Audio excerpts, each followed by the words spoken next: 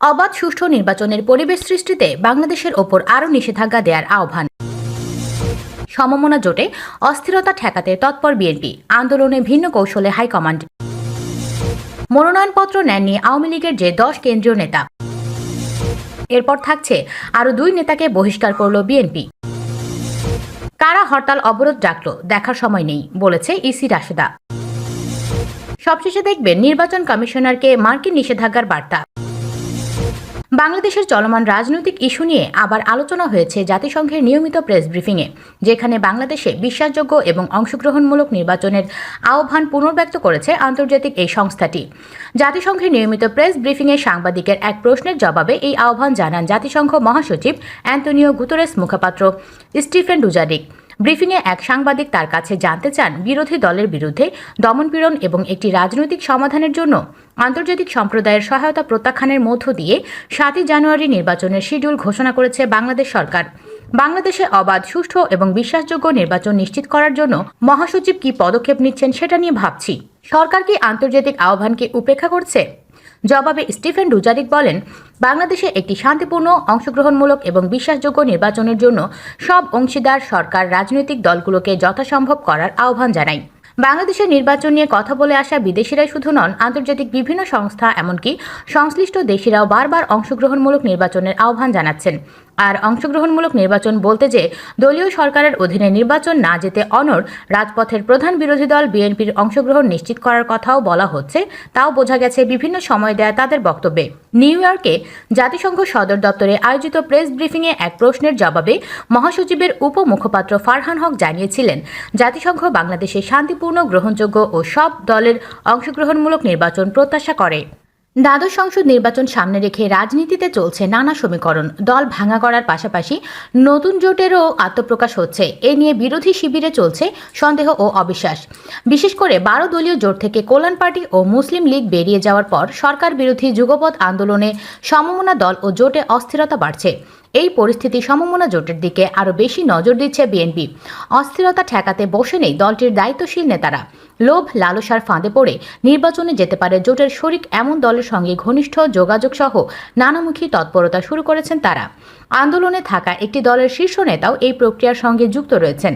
ইতোমধ্যে কল্যাণ পার্টির একটি অংশ 12 দলীয় জোটে থাকতে এক শীর্ষ নেতার সঙ্গে যোগাযোগ করেছেন। 2-1 দিনের মধ্যে তাদের সঙ্গে বৈঠক হওয়ার কথা রয়েছে। সংশ্লিষ্ট সূত্রে জানা গেছে এসব তথ্য।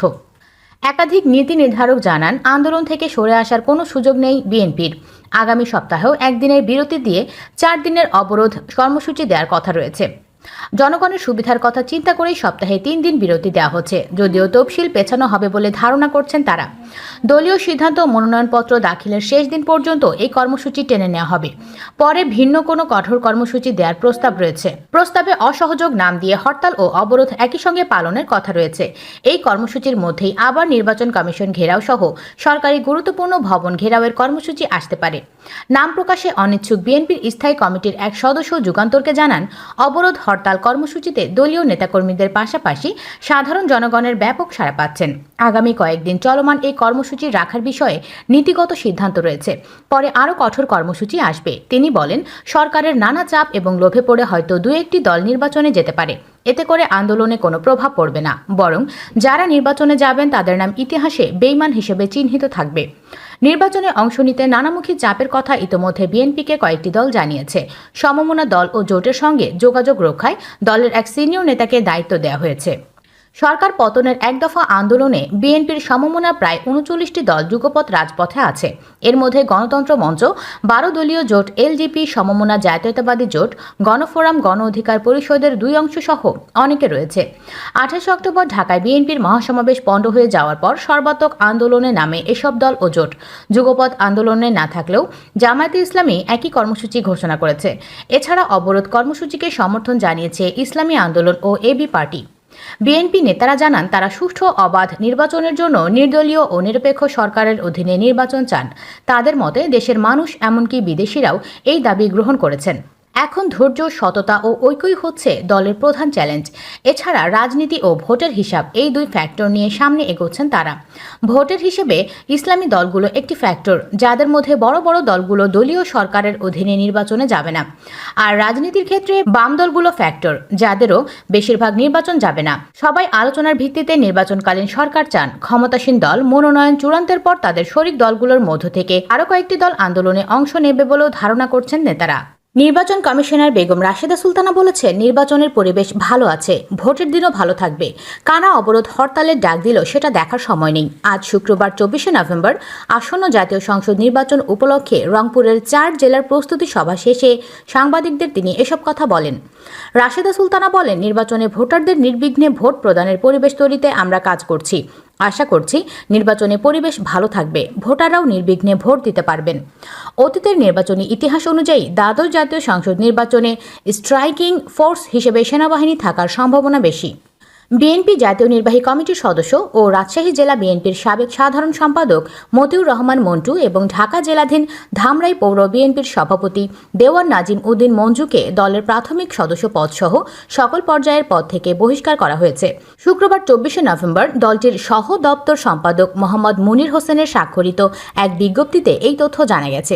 বিজ্ঞপ্তিতে বলা হয়, দলীয় শৃঙ্খলা পরিপন্থী কর্মকাণ্ডে জড়িত থাকার সুস্পষ্ট অভিযোগের ভিত্তিতে বিএনপির জাতীয় নির্বাহী কমিটির সদস্য ও রাজশাহী জেলা বিএনপির সাবেক সাধারণ সম্পাদক মতিউর রহমান মন্টু এবং ঢাকা জেলার ধামরাই পৌর বিএনপির সভাপতি দেওয়ান নাজিম উদ্দিন মঞ্জুকে দলের প্রাথমিক সদস্য পদসহ সব পর্যায়ের পদ থেকে বহিষ্কার করা হয়েছে। আগামী জাতীয় সংসদ নির্বাচনে আওয়ামী লীগের প্রার্থী হতে মনোনয়ন ফর্ম নেননি ক্ষমতাসীন দলটির 10 জন কেন্দ্রীয় নেতা। মনোনয়ন ফর্ম সংগ্রহ না করায় তাদের নিয়ে আওয়ামী লীগ নেতাকর্মীদের মধ্যে কৌতূহল দেখা দিয়েছে।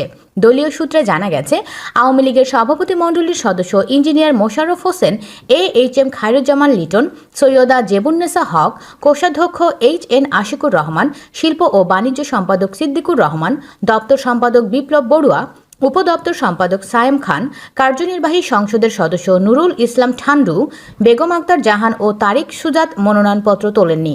বর্তমানে দেশে সুষ্ঠু ও গ্রহণযোগ্য জাতীয় নির্বাচনের কোনো পরিবেশ নেই বলে মন্তব্য করেছে খেলাফত মজলিস। এজন্য শান্তি, স্থিতিশীলতা ও অগ্রগতির স্বার্থে ঘোষিত তফসিল বাতিল করে দল নিরপেক্ষ সরকারের অধীনে একটি অবাধ, সুষ্ঠু এবং গ্রহণযোগ্য জাতীয় নির্বাচনের ব্যবস্থা করার জোর দাবি জানিয়েছে তারা। পররাষ্ট্র সচিব মাসুদ বিন মোমেনের দিল্লি সফর নিয়ে নানা আলোচনা চলছে। নির্বাচনের পূর্বে এই সফরের রাজনৈতিক তাৎপর্য রয়েছে বলে সংশ্লিষ্টরা মনে করেন। ভারতের পররাষ্ট্র সচিব বিনয় কোয়াত্রার আমন্ত্রণে এই সফর। শুক্রবার অনুষ্ঠেয় দুদেশের মধ্যে পররাষ্ট্র সচিবের পর্যায়ের বৈঠকে মাসুদ বিন মোমেন বাংলাদেশের প্রতিনিধি দলের নেতৃত্ব দেবেন। সফরকালে নির্বাচন নিয়ে ভারতীয় নেতাদের সঙ্গে শলা পরামর্শ হতে পারে।